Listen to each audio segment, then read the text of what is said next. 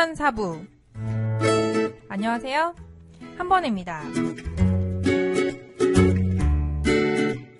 오늘도 이번 주 주택시장 관련된 소식들 준비했고요. 신분당선 관련된 뉴스도 준비했습니다. 그리고 여의도랑 합정 상수일대 개발 관련돼서 지역 소식들도 준비했으니 기대해주세요. 지금부터 시작합니다. 안녕하세요. 사주와 부동산의 슈선입니다. 요즘 전체적으로 수급을 좀 알아보기 위해서 물량을 조사하고 있어요. 2010년부터 그리고 앞으로 나올 물량까지 전체적으로 좀 조사가 되면요. 여러분들한테 좀 더 좋은 정보를 드릴 수 있을 것 같습니다. 많이 기대해 주세요. 안녕하세요. 청고 마녀 포인플렉스입니다. 청고바비의 계절이라고 그러는데 저는 막 식욕이 요즘 폭발해갖고 순식간에 돼지가 될 것 같네요. 그래서 9월 달부터는 다이어트를 좀 하려고 합니다. 예, 안녕하세요. 중마 아이유입니다. 중마 아이유도 뭘까요? 제가 오늘 마포 관련된 기사를 준비했는데요. 찾아보니까 대만님 계시잖아요. 저희 카페에. 그렇죠. 양보하고 중마가 된 거예요? 그렇죠. 대중소. 예. 소마는 아니고요. 그렇죠. 제가 그거보다는 좀 스케일이 있기 때문에 네. 중마로. 예. 네, 안녕하세요. 지난 시간에 제가 굉장히 혼탁한 목소리를 전해드렸는데요. 오늘은 맑고 청아한 목소리 전해드리겠습니다. 게시판에 청취자분들이 많이 슬퍼하시더라고요. 걱정해주셔서 얼마나 행복했는지 모릅니다. 네, 이번 주 기사 전해드리겠습니다. 첫 번째 기사입니다. 분양권 거래시장 양극화 심화, 수도권은 76% 상승, 반면 지방은 36% 하락이라는 제목인데요. 31일 부동산 전문 리서치 업체 리얼투데이에 따르면 국토교통부 분양권 실거래가를 분석한 결과 7월 전국 분양권 실거래 총액은 3조 6,600억으로 지난해 7월에 기록한 4조 700억보다 10% 줄어든 수치라고 합니다. 전국의 분양권 실거래 총액은 줄었지만 서울을 포함한 수도권은 늘어났고요. 7월 수도권 분양권 실거래 총액은 지난해보다 76% 증가한 상태라고 합니다. 반면 지방의 7월 분양가 거래는 전년 동월 대비 36.1% 감소했다고 합니다. 이 기사를 보면요. 내용을 두 가지로 나눴어요. 그래서 분양권의 실거래 총액이 증가했냐 감소했냐를 판단했고요. 두 번째는 분양권 프리미엄이 전년 대비 늘어났냐 줄어들었냐 이렇게 두 가지로 내용을 나눠봤습니다. 결론적으로 말씀드리면 서울, 경기도, 인천 같은 수도권은 분양권 실거래 총액도 늘었고 프리미엄도 전년 대비 강력한 상승을 보였고요. 그 외에 경상남도나 광주를 제외하고 나머지 모든 지방들은 분양권 실거래 총액도 상당히 큰 폭으로 감소했고요. 그리고 분양권 프리미엄도 전년 대비 큰 폭의 지금 하락률을 나타내고 있습니다. 그래서 수도권과 지방이 양극화를 보이고 있다. 지금 전체적으로 이런 내용이 주를 이루고 있네요. 상승세가 지방부터 꺼지는 것 아닌가라는 생각이 좀 드네요. 이게 지금 참 놀라운 게요. 작년 이맘때만 해도 지방이 워낙 사실 수도권보다 더 뜨거웠거든요. 그런데다가 지방 같은 경우는 1순위 통장이 6개월이다 보니 6개월 당첨이 된다고 하더라도 6개월만 1순위 유지하고 다시 또 1순위로 청약이 가능하기 때문에 정말 핫했고 이게 불과 1년이 지난 시점에 이렇게 꺾이리라고 아무도 예상을 하지 못했었거든요. 새삼스러운 면이 많이 있어요. 근데 아무래도 지방이 상승이 먼저 빨랐잖아요. 그 다음에 이제 수도권 오고 서울 왔는데 그러다 보니까 지방이 먼저 좀 꺼지는 그런 거 아닐까요? 그럴 수도 있고 이제 지방이 꺼지는 거를 신호탄으로 볼 수도 있고요. 지방만 이러다가 지금 양극화를 믿으시는 분들은 지방 양극화가 되니까 지방만 이렇고 수도권은 앞으로도 계속 간다라고 이제 얘기하시는 분들이 있는데 어찌 될지는 그거는 나중에 결과를 지켜봐야 되는데 아이유님은 개인적으로 어떻게 생각하시는데요? 예, 저는 부동산에도 늘 사이클이 있다고 생각하거든요. 네네. 그래서 늘 오르기만 하거나 아니면 늘 내리기만 하진 않고 예, 오르락 내리락을 롤러코스터처럼 반복한다고 생각하는데요. 그래서 네. 지방은 이제 많이 올랐으니까 또 내리는 타임이 온 거고 수도권이나 서울도 늘 계속 오르지만 않을 것 같습니다. 그러니까 이제 예. 많이 올랐으니 지방이 신호탄이 될 것이고 내년 이맘때쯤이면 수도권도 이럴 것이다라는 지금 얘기를 돌려서 하신 건가요? 시기는 사실은 아무도 모르는 거니까요. 네네. 예. 언젠가는 오지 않을까요? 뭐 한 100년 후에 100년 후를 예측하는 건 아무 의미가 없을 것 같고요. 그도 그렇긴 하지만 지난주에 그 가계부채 관리 방안 발표된 것도 있고 네. 안 그래도 그게 가장 타격이 큰 게 지방에 있는 중소 건설업체들일 기사에 거라고 나오더라고요. 그렇죠. 그랬었거든요. PF 대출을 일으키기가 예, 예. 쉽지 않아졌죠. 예, 근데 소비자 입장에서도 그러니까 미분양이 늘어난다는 건 결국 소비자들 쪽에서도 팔리지가 않는다는 거고 공급하는 쪽에서도 점점 더 짓기가 힘들어진다면은 지방은 앞으로 조금 더 위험이 더 크지 않을까. 근데 전체적으로 그렇죠. 시장이 지금 돌아가는 판세를 보면요. 네. 결국은 지방에서 공급이 먼저 지방이 떴고 네. 공급이 가속화돼서 가라앉고 있고 아. 수도권도 현재 내년과 후년에 이미 뭐 100만 채 이상이 공급이 되기 때문에 네네. 그 부분에 대해서 저도 아이유님 생각과 동의하는 게 전체적으로 조정 국면은 피할 수 없다. 단지 이제 시기의 문제일 뿐이다. 뭐 이 정도로 해석하는 게 맞을 것 같아요. 다음 기사입니다. 분양시장 화랑의 주택 청약 1순위 역대 첫 1000만 명 돌파라는 제목입니다. 지난번에 소개해드린 내용하고 약간 상반되는 그런 기사인데요. 내용 먼저 보시죠. 지난해부터 이어진 분양시장 화랑에 주택 청약 저축 수요가 꾸준히 늘어 전국 주택 청약 종합저축 1순위 가입자가 역대 처음으로 1000만 명을 넘어선 것으로 나타났다고 합니다. 지난해 말 이후 7개월 사이에 11% 이상 늘어나며 청약저축 가입 멸기를 대변했다고 합니다. 한편 지역별 가입자 수를 살펴보면 서울, 그리고 경기, 부산, 경남 순으로 가입자 수가 많았다고 합니다. 청약 그 1순위 그 청약자 수가 1000만 명을 돌파한 뭐 가장 근본적인 이유는 그 1순위 기간을 2년에서 1년으로 단축시킨 게 이제 가장 큰 원인이 될 것 같고요. 그리고 또 그동안에 분양권의 프리미엄 시장이 워낙 좋았기 때문에 더 많은 분들이 가입을 해서 결국은 1000만 명을 돌파했다라고 그렇게 보여지네요. 그리고 지난 시간에 저희가 소개해드렸던 뉴스에는 2순위, 즉 신규 가입자 수가 처음으로 줄어들었다라는 기사도 있었습니다. 그렇죠. 굉장히 상반된 내용인데 결국은 저희가 6개월 후에 보면 또 이제 이게 이분들이 다시 이제 2순위가 다시 1순위가 되니까요. 그 시점 되면은 또 준다는 기사를 볼 수 있지 않을까라는 생각이 듭니다. 한편으로는 2순위 기간이 짧아졌기 때문에 또 2순위의 수가 줄어든 게 아닌가라는 생각도 잠깐 드는데요. 이거 조금 더 지켜봐야 될 수치인 것 같네요. 다음 뉴스입니다. 수도권 전세 세입자 10명 중 6명은 전세값 상승이 가장 큰 걱정이다라는 뉴스입니다. 서울 등 수도권 전세 세입자 10명 중 6명이 전세값 상승을 고민하고 있는 것으로 설문조사 결과 나타났다고 하는데요. 전체 응답자의 71.3%는 지금 살고 있는 전셋집에 이주를 생각하고 있다라고 답을 했다고 하고요. 이주 이사 밝힌 응답자 중에서 70.9%는 내 집 마련에 대해 긍정적인 반응을 보였고 내 집 마련 적정 금액으로는 44.8%가 1억에서 2억 원을 선택했다고 합니다. 선호주택형으로는 전체 응답자의 절반이 넘는 55.7%가 59에서 84 평방미터 선택을 해서 중소형의 인기가 압도적이었다고 하네요. 여전히 25평에서 35평을 선호하네요. 저는 여전히 40평 이상을 주장합니다. 근데 55.7%면 사실은 생각보다는 낫네요, 저는. 예, 한 8, 90% 될 줄 알았더니. 그러네요. 나머지 45% 정도는 뭐를 원하는 걸까요? 더 작은 거 아니면 더 큰 거? 더 큰 거 아닐까요? 더 작은 거는 사실은 그렇겠죠. 집을 사는 예, 사람들이라면은. 네네. 아니에요. 더 작은 것도 있을 수 있어요. 아, 그래요? 왜냐하면 요즘에 1인 예. 가구들이 워낙 늘어나기 때문에 1인 가구들이 이제 그렇네요. 구매력 있는 예. 1인 가구들 전세, 고액 전세를 많이 살고 있거든요. 또 애기 있고 그러신 분들은 보통 집을 산 경우들이 많기 때문에 예, 그럴 수 있겠네요. 근데 확실히 과거랑 분위기가 많이 반전된 것 같습니다.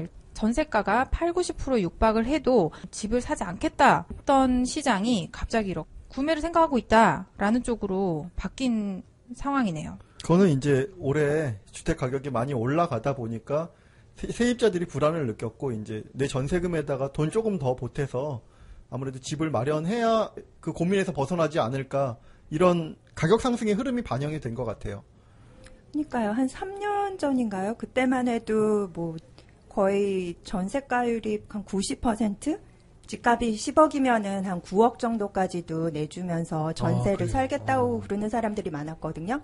절대로 내가 왜 집을 사냐. 집을 사면 세금도 내야 되고 뭐도 해야 되고 돈도 더 드는데 차라리 나는 세입자가 되겠다 막 그랬었는데 지금은 그렇지 않죠. 분위기가 싹 바뀐 것 같아요. 저는 개인적으로 좀 권해드릴 것이 있는데요. 뭐냐면 서울 일부 지역 같은 경우는 전세가율이 현재 90%에 육박하는 지역들이 있어요. 네. 그런 지역들은 2년 정도 계약을 앞으로 추가로 하신다라고 하면 전세 보증보험 정도를 갖다가 꼭 돈이 들더라도 전세 보증보험 정도를 좀 가입하시는 게 어떨까 이런 생각을 해봅니다. 전세 보증보험은 어디에서 그러면 가입을 하는 거죠? 예, 제가 좀 조사를 해봤는데요. SGI 서울 보증이라는 데서 전세금 보장 신용보험이라는 게 있더라고요. 그래서 이게 좋은 점이 아파트의 경우는 전세금에 제약 없이 뭐 10억도 넘어도 되고요. 예. 아, 고가의 전세금도 다 해준단 말씀이신 거죠? 예, 전액 보장이 되고요. 그러면 예, 대신 보험료는 얼마씩? 예, 그게 0.192%가 1년인데요. 그냥 한 0.2 정도 잡으면 네네. 1억당 한 20만 원, 그쵸? 예, 그렇죠. 2년이면 40만 원 정도 수준인 1억당. 그러면 10억짜리면은 400만 원 정도 되는 거죠. 그래서 SGI 보증보험에 신청을 직접 하셔도 되고 아니면 가까운 부동산에 말씀하시면 연결해 주시더라고요. 한번님 이거 말고 또 다른 것도 하나 더 있다고 그러는데 혹시 간단히 소개해 주실 수 있나요? 네, 이게 조선일보 16년 6월 20일자 기사에 상품 비교가 있더라고요. 주택도시보증공사에서도 보증을 해줍니다. 보증 요율은 0.15%인데요. 이 보증 한도가 있습니다. SGI 서울보증과 달리 이제 보증금 한도가 있기 때문에 한도 계산을 좀 해보셔야겠더라고요. 이게 한도 계산이 조금 복잡하더라고요. 주택 가격의 90% 이내 뭐 어쩌고 저쩌고 더하기 빼기 곱하기 막 하는데요. 일단은 한 4억 한도 내에서 보증이 가능하다라고 보시면 되고요. 그 이상이 될 경우에는 보험료가 좀 비싸다 하더라도 SGI 서울 보증을 이용하시는 게 좋을 것 같습니다. 아, 예, 제가 하나 빠뜨렸는데 SGI 서울 보증하면 이제 보통 잘 모르시잖아요. 근데 네. 1969년에 설립돼서 국내 최대 세계 4위의 보증기관이니까 믿고 맡기셔도 될 것 같습니다. 그래도 2년에 400이면은 그러니까 10억짜리 집이라고 했을 때 큰 금액인데 근데 결국은 쓰시는 분들의 결정이네요. 내 전세금을 좀 더 안전하게 지키기 위해서 400을 쓰느냐? 어찌 보면은 근데 요즘 워낙 저금리라서 예. 은행에서 대출 받아갖고서는 집을 사고서는 내는 이자 비용이랑 거의 비슷하게 들어갈 수도 있을 것 같은데요. 그렇죠. 담보대출 예, 같은 경우는 워낙- 금리가 워낙 싸기 예. 때문에 네네. 그러니까 전세를 사는 것도 비용이 만만치 않게 들어간다라는 생각이 듭니다. 그래서 저는 그렇게 생각하거든요. 이제 일단은 비슷한 건 맞는데 집은 이제 한번 사면 팔아야 돈이 되잖아요. 네. 근데 전세금은 일단 2년 있으면 돈으로 받기 때문에 그런 걸 고려하셔서 황금성과 결정하시면 될 것 같아요. 안전성을 보장할 수 있는 방법이다. 그렇게 생각할 제일 수 중요한 있겠네요. 거는 전세가율에 따라서 이게 네. 만만치 않은 금액이니까 네. 전세가율에 따라서 결정하시면 될 것 같아요. 추선님 보시기에 어느 정도 전세가율이 적정하다고 저는 그래도 한 보세요? 90%선 내외라고 하면은 보증보험을 가입하시는 게 맞지 않나 네. 이렇게 생각을 합니다. 80%나 70%는 그거는 좀 고민해봐야 될 것 같아요. 저도요. 네. 케바케군요. 네. 네, 알겠습니다. 다음 기사입니다. 미분양 주택 6만 개 돌파. 지방은 미분양 무덤이라는 제목입니다. 와, 이게 갑자기 미분양이 이렇게 확 늘어났네요. 국토교통부는 전국 미분양 주택이 한 달 사이 3,128호 증가해 지난달 기준 6만 3,127호에 집계됐다고 밝혔습니다. 중공업 미분양도 지난달 기준 11,527호라고 하네요. 미분양 주택은 4월 이후 계속 증가하고 있는데요. 지역별로는 수도권 미분양이 21,393호로 전달 대비 8.3% 감소한 반면 지방은 41,734호로 13.8% 증가했다고 합니다. 저도 이 기사를 직접 봤는데요. 추선님께 하나 궁금한 게 있더라고요. 네, 말씀하세요. 네. 이거 댓글에 누가 남기신 건데 만약에 기사에 미분양이 6만 채라고 발표되면 실제로는 뭐 곱하기 2 정도로 더 많다고 하던데 그게 일리가 있는 말인가요? 뭐 과장된 그거는 뭐 그럴 수도 있을 것 같아요. 왜냐하면 일반적으로 분양 회사들에서는 네. 미분양 물량을 정확하게 그 표현을 안 하잖아요. 네. 네. 그리고 이제 그걸 팔기 위해서는 내게 되게 미분양 많으니까 사줘라고 얘기를 할 수가 없는 입장이기 때문에 미분양이 있어도 나중에 회사 보유분, 특별 판매 뭐 그런 식으로. 그렇죠. 내놓죠. 이제 조금씩 내놓는 경우도 있고 그거는 회사에 따라서 그럴 수 있으니까. 근데 이제 전체적으로 숨기는 물량이 지금이나 뭐 앞으로 갔다라고 하면 일단 그 늘어나는 정도나 줄어드는 정도 이런 거는 뭐 파악은 가능하다라고 봐야 되는 거죠. 그렇죠. 통계만 가지고도요. 예.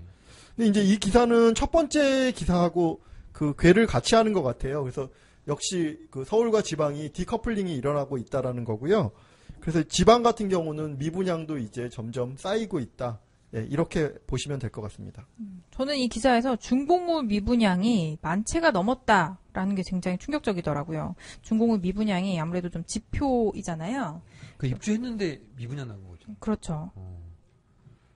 다음 기사입니다. 금융위와 국토부 주택정책 신경전이라는 제목입니다. 지난번에 발표한 가계부채 대책 내용과 그 효과 그리고 부작용을 두고 금융당국과 주택당국이 미묘한 신경전을 벌이고 있다고 하네요. 금융위는 추가 대책 필요성을 언급하며 국토부를 압박하고 있는 모습입니다. 양측은 주택 공급 과잉에 대해서 우려했지만 인식과 표현에 큰 차이를 보였다고 하네요. 이 기사는 전체적으로 내용을 좀 살펴보면요. 금융당국하고 국토부하고 좀 입장이 다르다라는 얘기예요. 그래서 그 내용을 3가지 정도로 압축을 해볼 수가 있는데요. 첫 번째는 발언 강도인데요. 그 금융위와 그 국토부의 발언 강도에 약간 차이가 있어요. 그래서 금융위 같은 경우는 최근 분양시장 과열과 가수요로 인해서 그 분양 물량이 집단 대출로 이어지기 때문에 주택 공급 물량을 조절해서 집단 대출 증가를 갖다가 막아야 된다라는 게 이제 그 금융위의 입장이고요. 그래서 올해와 같은 공급 과잉이 지속된다라고 하면 내년 하반기부터 2012년도와 같은 입주 거부 같은 분쟁이 발생할 가능성과 가계부채 건전성이 저하될 그런 가능성마저도 있다라고 굉장히 세게 말하는 입장이고요. 금융위는요. 이에 반해서 그 국토부 같은 경우는요. 일단 올해와 내년에 걸쳐서 예정된 입주 물량이 100만 가구가 넘기 때문에 공급 조절을 하지 않으면 과잉 공급이 발생할 수 있다. 그러니까 이제 공급 과잉에 대해서는 인정을 하는 부분이지만요. 아직까지 조금 더 두고 보자라는 그런 측면이 강하게 있는 것 같아요. 2012년도 입주 거부 분쟁이라고 하면 그 정상적인 소비자가 분양가를 지불하고 입주한 사람과 할인 분양으로 입주한 사람 간의 그 실제 이사를 못하게 방해하는 그 분쟁을 말하는 거죠. 네, 그런 사건이 꽤 있었죠. 뉴스에서도 많이 봤던 것 같아요. 네, 막 길 막고 신규로 할인 부장 받은 사람 이사 못하게 트럭 막고 뭐 그런 일들이 뉴스에서 꽤 많이 보셨을 것 같아요. 두 번째는요. 주택 물량 축소로 주택 가격이 상승한다라고 하는 그런 내용인데요. 이번 대책이 공급 물량 축소에 있다 보니까 주택 물량이 공급이 축소되면 가격이 오히려 대책을 내놨음에도 불구하고 더 상승하는 거 아니냐 이런 의견이 일부 있었거든요.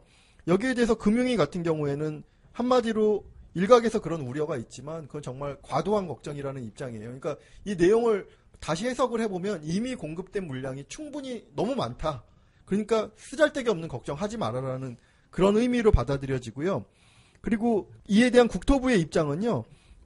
주택 물량이 축소로 주택 가격 상승하는 거 아니야? 이렇게 얘기를 했더니 국토부 입장은 수도권은 집중해서 감축을 하지 않는다. 그러니까 수도권 공급은 예전과 비슷할 예정이니, 그러니까 외곽 도시의 신규 주택의 공급은 막겠지만 수도권 공급은 막지 않을 것이니 걱정하지 말라. 그러니까 이제 이번 대책을 공급이 감소함으로 해서 주택 가격이 다시 상승하는 그런 프레임으로는 보지 말라라는 뜻으로 이제 여겨집니다. 마지막으로는 후속 대책인데요. 후속 대책과 관련해서도 이 두 부서는 약간 미묘한 차이를 나타냈어요. 그래서 금융당국 같은 경우에는 후속 대책을 사실 기정사실화했어요. 그래서 성과를 냉정히 평가해갖고 이번 대책의 성과를 냉정히 평가해서 분양시장이 과열 지속된다라고 하면 비상 대응 방안을 구체적으로 만들어갖고 관계기관과 미리 협의를 완료해 놓겠다라는 거죠. 그래서 문제가 생길 경우는 바로바로 집행이 될 수 있게끔 준비를 미리 해놓겠다라는 게 그 금융위의 입장이고요. 이에 반해서 국토부 같은 경우는 추가적으로 진행되는 상황을 모니터링하면서 필요한 대응책을 검토할 수 있다. 뭐 아주 원론적인 얘기인 것 같아요. 그래서 그 정도니까 금융위 같은 경우에는 다 만들어 놓고 세팅해 놓고 문제 생기면 바로바로 대책을 내자는 입장이고요. 국토부는 이제 한 발 물러서서 문제가 생기면 검토하자. 뭐 이제 이런 의미로 받아들이시면 될 것 같아요. 그렇긴 한데, 그니까, 저는 이 두 분 다 이거 시장을 제대로 보고 있는 건지 아니면은 자기가 보고 싶은 것만 보고 있는 건지 잘 모르겠어요. 왜냐면 지난번 대책 나온 다음에 시장에서 오히려 반응이, 공급을 축소하니까 이제 매물이 희귀해질 거야. 그러면서 내 집의 가치가 더 올라가니까 희소성 그쵸, 때문에 그쵸. 그러면서 예. 내놨던 매물도 막 걷어들이고 그랬었거든요. 예. 그렇죠. 예, 예.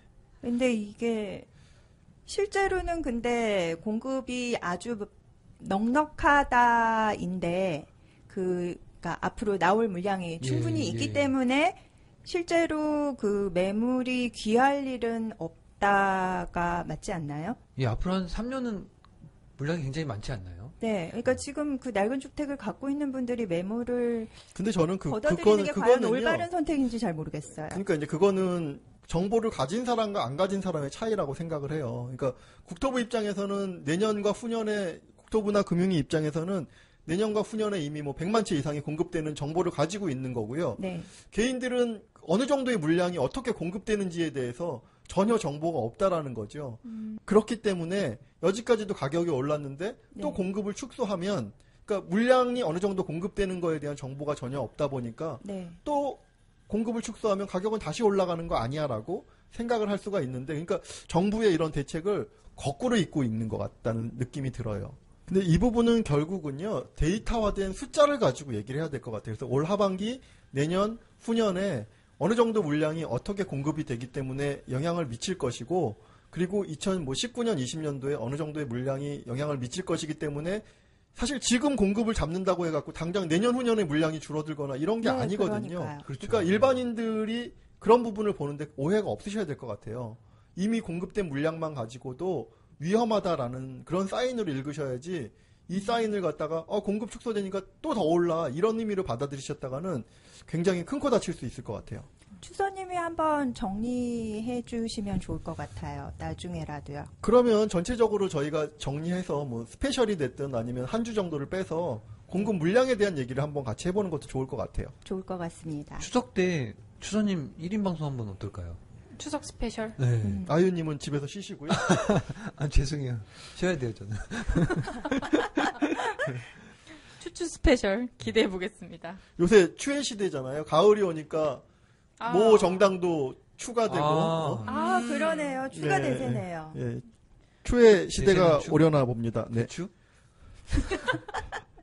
이번 기사는 포인플렉스님이 두 가지 기사 준비해 주셨습니다. 신분 당선 연장 소식과 여의도 파크원 입주 경쟁 관련된 소식 준비해 주셨죠?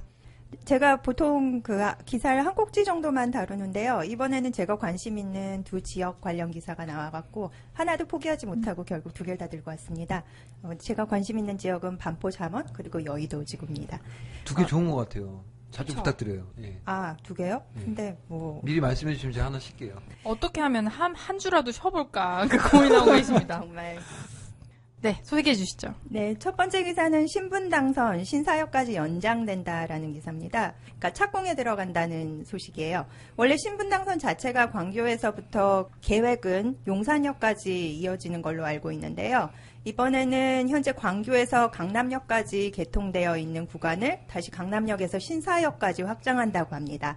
이게 완공되게 되면은 광교에서 신사역까지 이동 시간이 기존의 56분에서 40분으로 16분 단축된다고 합니다. 이게 되게 공사 구간이 짧은 것처럼 보이는데 강남역, 신논현역, 그다음 논현역, 그리고 신사역까지 이렇게 이어지는 거죠? 그리고 가로로는 지하철이 3호선, 7호선, 2호선이 각각 지나가고 있거든요. 이게 각각 환승역이 되면서 굉장히 매력 있는 노선이 될 것 같습니다. 거기 2022년 개통된대요. 9호선도 있네요.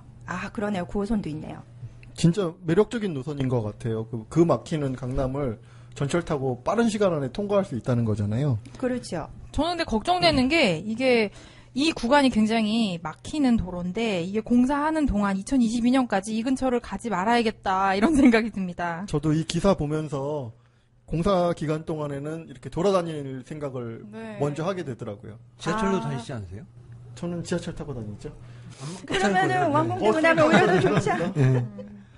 사실 근데 제가 이게 딱 눈에 들어왔던 이유 중에 하나가 여기가 신사역이 바로 잠원동이랑 끝자락이랑 맞닿아 있잖아요. 그렇죠. 예. 예. 제가 올해 그 잠원동 그 끝자락 쪽에 있던 집을 하나 팔았는데 이거 기사를 보니까 다시 사야 되나 뭐 그런 생각도 들더라고요. 일단 그 기사를 보니까 신사역 쪽에 대한 인근 아파트들이 좀 그 가장 혜택이 되지 않겠나라고 이제 그런 기사들의 평가들이 있었고요. 네. 근데 이제 집을 사고 파는 일은 제가 생각할 때 어떤 지역적인 호재보다는 큰 부동산 시장의 흐름이 제일 중요하다라고 봅니다.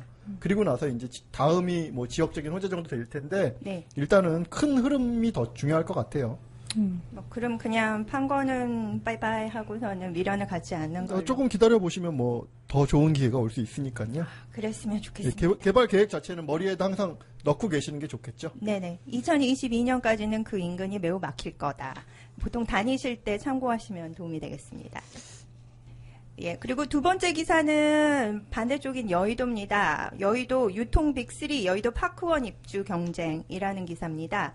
여의도 파크원 입주를 위해 유통 빅3가 경쟁한다. 리테일 운영업체 선정을 위해 롯데쇼핑, 신세계, 현대백화점의 시행사가 입찰 제한 요청서를 발송했다라는 내용이에요.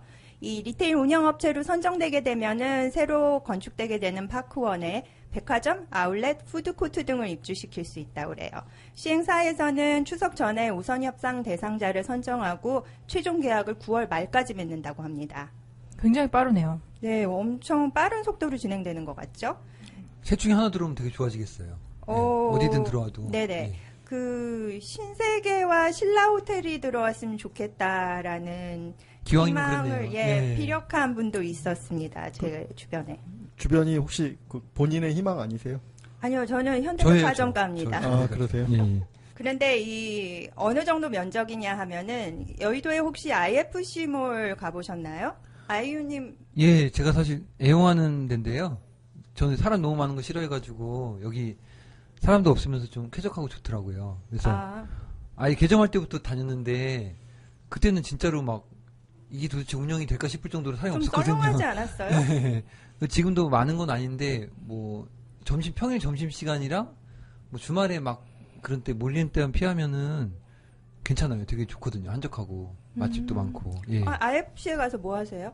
식사는 거기가 예, 저는 이제 뭐 애기 데리고 자주 가는데요. 네. 가서 이제 먹는 것도 먹는 거고 영품 문고 그 안에 이제 애기들 책이나 장난감들 이렇게 직접 해볼 수 있게 영품문고 해놨거든요. 장난감. 네. 예, 저희 집 아이도 거기 가면은 절대로 빈손으로 나온 일이 없어요. 네. 그리고 또 제일 밑에 이 애들을 위해서 좀 공간을 이렇게 뭐 기차도 놓고 뭐 이것저것 예, 바꿔서 예. 놓더라고요. 요즘 그래서 행사를 많이 하더라고요. 네, 거기서. 또 자주 바뀌어서 거기가 자동차도 가끔 전시하거든요. 예, 예.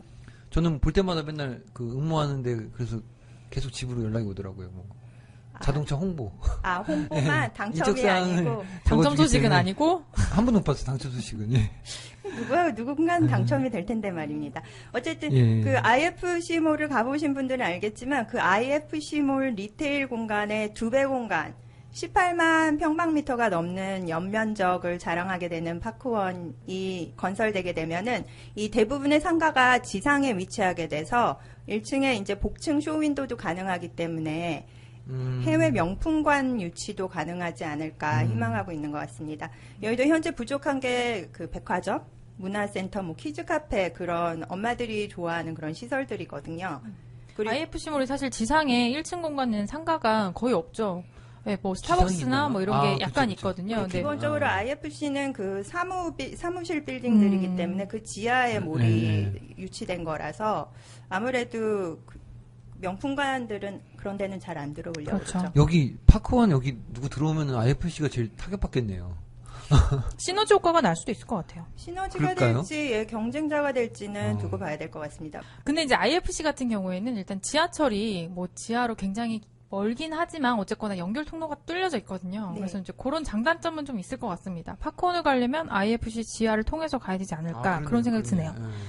어쨌든 6년 동안 그 각종 법정 소송 때문에 표류하던 여의도 파크원 프로젝트가 드디어 재개된다 그러니까 이 완공된다는 2020년이 매우 기대됩니다. 다음은 밥 먹고 간식 먹다가 굉장히 구박받고 있는 아이유님이 한국 먹는데 경제 그냥 먹지 말라고 아, 그러시더라고요. 네, 살쪄야 되는데. 먹는 거 가지고 뭐라 그래요? 살은 어떻게 찌지? 한국경제신문의 마포 한강변 개발 기사 소개 부탁드립니다.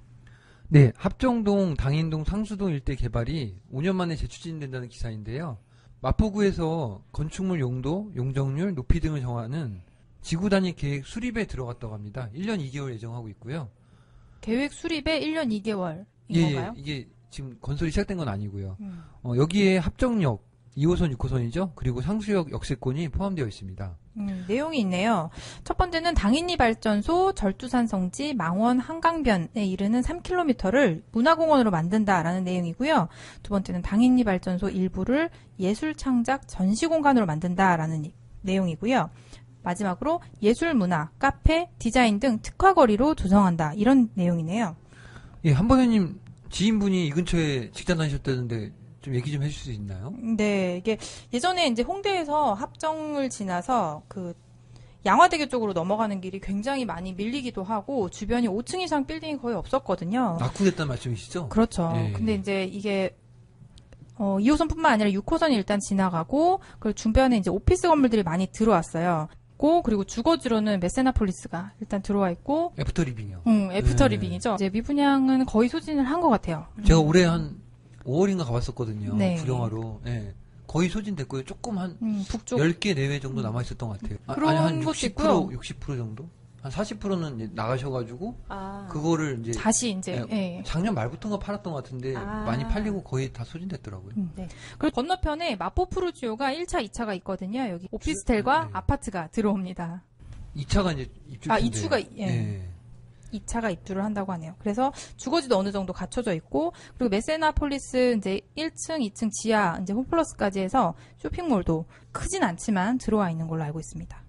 메세나폴리스는 한번 방문해봤는데 저도 꽤 만족스러웠던 것 같거든요. 네, 뭐 영화관도 예. 있고 뭐 크진 않지만 영화관, 뭐 공연장, 뭐 이렇게 자금자금하게 다 있는 것 같아요. 알토라님이 절주산 성지 얘기하시던데, 포인플렉스님 혹시 그때 들으시지 않았나요? 언뜻 말씀하신 것 같은데 그 성당에 다니시기 때문에 그 성지 방문을 종종 하신다고 그러셨던 것 같아요. 아, 거기가 근데 예전에 카톨릭 신자들을 많이 처형한 곳이라서 터가 좀 세지 않을까 뭐 그런 말씀을 하셨거든요. 그런 거 따지시는 분들은 혹은 챙기시는 분들은 그것도 한번 감안하셔도 괜찮을 것 같습니다. 이 지역이 그 합정역 양화로 북쪽 서북 쪽으로는 또 YG 사옥이 있어가지고 그쪽에 이제 중국인 관광객들이 굉장히 많이 방문을 하는 걸로 알고 있어요.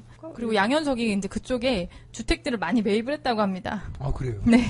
아, 그런 지금 이야기 이제 들은 것 같아요. 합정지구 개발안과는 조금 다른 벗어난 지역이기는 하지만 그쪽 넘어서도 그럼 아이유님 지금까지 현재의 뭐 합정역의 모습을 얘기했다면 앞으로 지구 단위 계획의 내용 좀 소개해 주시죠.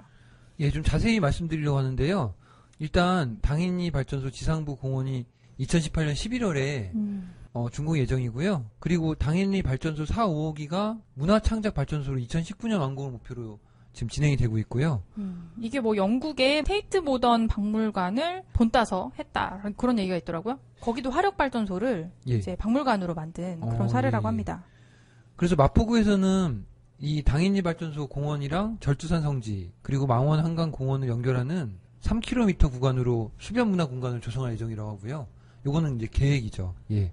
투자자분들 관심 있게 또 보셔야 될 게 서울시에서 홍대 상권으로부터 마포 한강변 공원까지 뭐 경리단길처럼 이렇게 예술문화거리, 카페거리, 디자인거리 등의 특화거리를 조성해서 접근성도 높이고 이제 저층부에 뭐 이런 상업시설을 이렇게 유도할 계획이라고 하더라고요.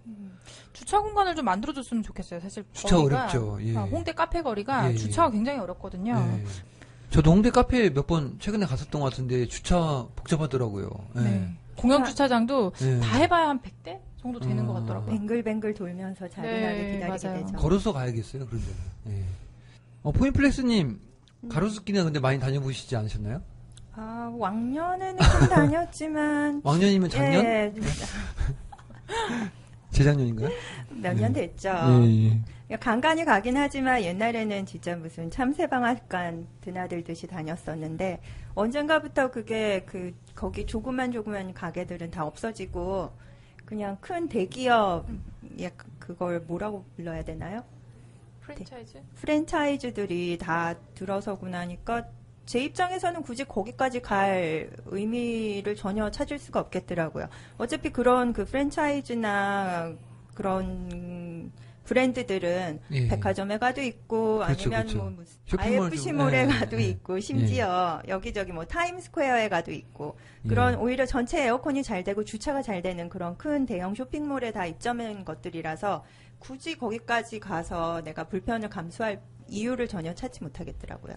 대형 프랜차이즈들이 들어오면서 월세만 올려놓고 그리고 네. 그에 따라서 건물 가격만 또 올려놓고 네. 그 상황에서 이제 사람들이 많이 안 가버리니까 어제 기사 보셨는지 모르겠는데 그래서 이제 원래 한 월세를 한 1억에 맞춰가지고 건물 주고 샀는데 통으로 한 7천만 원 정도 월세를 놔도 그게 안 나가 버리니까 건물 가격이 뭐 조정받고 있다 뭐 이런 기사 어저께 혹시 보셨나요? 예, 예, 제가 드린 것 같은데. 네. 아닌가요? 맞죠? 네. 예, 예. 그래서 꼭 그렇게 본인이 아니, 형 주셨다고 이렇게 하셔야 되겠죠. 출처를 말씀 안 하시길래. 네. 예. 그래서, 추천은 신문이죠. 그러네요. 그러네요. 그래서 이제 월세를 이제 받아가지고 이자를 낼 생각을 하고 매입을 하셨는데 월세가 안 나가니까 이자 비용이 계속 나가니까 이제 적자가 되니까 좀 급매로 막 파시는 분들이 생기셨다 그러더라고요.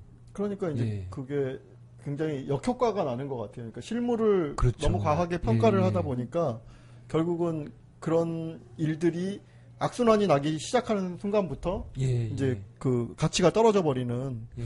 그래서 좀 굉장히 신경 써서 봐야 될 것 같아요. 그런 부분도. 부동산 업계는 예전 이곳 지구단위 계획안에 포함됐던 합정역과 상수역 역세권 토지에 대한 용도 상향 조정 방침이 새 계획안에 반영될지에 촉각을 곤두세우고 있다고 하네요. 한강 조망이 가능한 데다가 교통 여건이 좋은 편이어서 재개발이 이루어지면 인기 주거지로 떠오를 가능성이 높다고 하네요. 이 일대는 2009년 1월 달에 서울시가 합정 전략 정비구역으로 지정하면서 개발을 추진했던 곳입니다. 그런데 이제 그 당시에 전략 정비구역으로 추진했던 곳들이 대부분 그 이제 공공기업 비율을 갖다가 일률적으로 적용하거나 기타의 문제 등에 의해서 지금은 오세훈 시장이 물러난 이후에 지금은 거의 다 물먹은 상태로 되어 있죠. 그래서 앞으로 그 개발 계획은 그 공공기업 비율을 일률적으로 적용할 게 아니라 좀 다양한 방식으로 진행이 됐으면 좋겠어요. 그때 뭐 그 공공기업 비율을 25%를 그쪽은 때렸으니까요. 물론 여의도의 기부 체납률 40%와 비교하면은 40%였나요, 여의도가? 대단하죠. 네, 비율이네요. 한 큐에 그냥 여의도 재건축을 물먹이신 분입니다. 대단하세요. 이번에도 근데 만약에 정부가 부동산이 과열됐다라고 만약에 생각을 한다면 기부 체납률을 올려버리면 바로 죽을 것 같습니다. 근데 그 무슨 근거로 그렇게 기부채납 비율을 맘대로 막 정해서 내놓으라 마라 막 이런 법적인 근거가 뭔지 모르겠네요. 서울시장들이 항상 뭐 그렇게 뭘 근거로 하는지는 모르겠는데 여의도 같은 경우에는 그 전에 재건축에 성공한 몇 단지들이 워낙 수익률이 높게 나오는 걸 보고 40%까지 뺏어가도 되겠다라고 판단을 했던 게 아닌가 싶어요. 예, 그래서 홍대 상권에서 이 상권이 합정동, 당인동, 상수동 쪽으로 이제 확장을 하고 있다고 하는데요, 실제로. 그래서 최근에 이 단독주택 거래 가격을 보면 1971년에 지어진 대지 면적 94.3제곱미터 단독주택이 얼마 정도 팔렸을 것 같으세요? 얼마였어요? 예, 6억 5,300만 원에 팔렸고요. 74년에 건축된 대지 면적 185.1제곱미터 단독주택이 10억 8천만 원에 팔렸다고 합니다. 이게 이제 기존 단독주택을 허물고 저층부에 카페나 음식점 등이 들어가는 상가주택으로 리모델링을 하려는 수요가 굉장히 요즘 많다고 하더라고요. 이게 다시 허물고 지으면 요즘에는 예. 이제 법령이 바뀌었기 때문에 주차 공간 확보를 해야 돼서 굉장히 이렇게 그 길에서 많이 뒤로 물러나서 지어야 되는 그런 법이 있다고 하네요.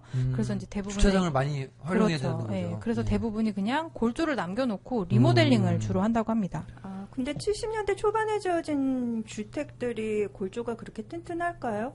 그러니까 그런 이제 철강 보강공사는 다 보강을 하죠. 하라고. 예. 대신에 이제 이렇게 하고 나면은 주차장이 없는 상가들이 더 늘어나는 거네요. 그렇죠. 그래서 저도 이 지구 단위 계획에 조금 더 기대를 거는 건 그런 이제 좀 더 계획성 있게 예, 주차 예. 공간도 마련하고 그렇게 예. 개발을 하지 않을까라는 기대가 조금 듭니다. 예, 오늘 요즘 뜨거운 강북의 한강변 개발 예정 소식을 전해드렸고요. 근데 제가 약간의 우려스러운 마음 드는 게 매일 신문에 매일매일 새로운 개발 계획이 발표가 되더라고요. 뭐 강남이고 강북이고 요즘에 안 예. 가리고 뭐 이슈란 뭐 이슈는 다 나오는 것 같아요. 네, 경기 서구 뭐. 수도권도 그렇고요. 네. 예, 그래서 너무나 이런 개발 발표가 너무 많은 게 아닐까. 그래서 이거를 모두 다 이렇게 믿기보다는 좀 더 검증을 해보고 안전하게 좀 투자할 필요가 있지 않는가 생각이 들더라고요. 예, 이상으로 마치겠습니다. 오늘 기사 재미있으셨나요? 저희가 많은 양의 기사 중에서 고르고 골라서 전달을 해드리려고 노력했습니다. 그 지역 개발 관련된 기사들이 워낙 많았기 때문에 저희가 고른 것만 해도 벌써 3개네요. 재미있는 소식들 더 많이 준비해서 다음 시간에 찾아뵙겠습니다. 현명한 투자자를 응원합니다. 부동산 사부.